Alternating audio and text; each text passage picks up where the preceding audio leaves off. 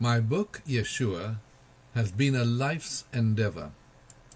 From the age of 15, in my last year of school in Darjeeling, while studying the New Testament, I felt the need to bring this Jew, made God, who walked on a higher plane, down to ground level.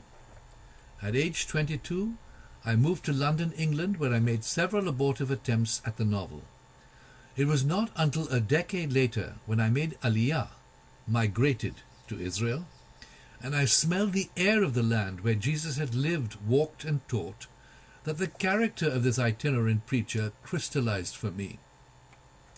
My research took me through at least 25 books from both Jewish and Christian sources, and material from at least another 40 books.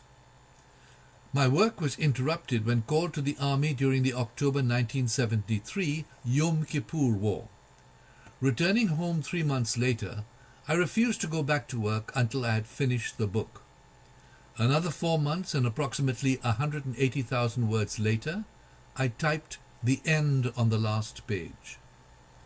About a year later, my agent succeeded in placing my book with an American publisher.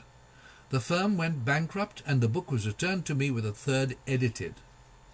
I studied the editing and went to work with a scalpel, and with even more brutality than the publisher's editor.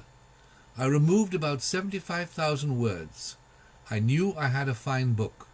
The Writer's Digest reported, "The story itself is gripping, with action, heartbreak, setbacks, conflict and resolution to keep the reader interested and wondering if indeed this is what happened to Jesus.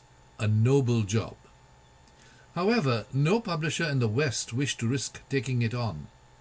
It was only about 2 years ago that Om Books International of New Delhi had the foresight to publish. An exciting story, it places the popular preacher in the political and religious context of the time. It transports the reader into the Roman-dominated Jewish world of 2,000 years ago, and it brings it to life. It resurrects the humanity of Jesus. My next book will be one of short stories and verses, some of which have been published in magazines and anthologies around the world. To quote from one of my poems, "When I scribe a tale, I try to lay bare the breadth and length of my life, to spread a table filled with my experiences, to create in prose a world ripe for discovery."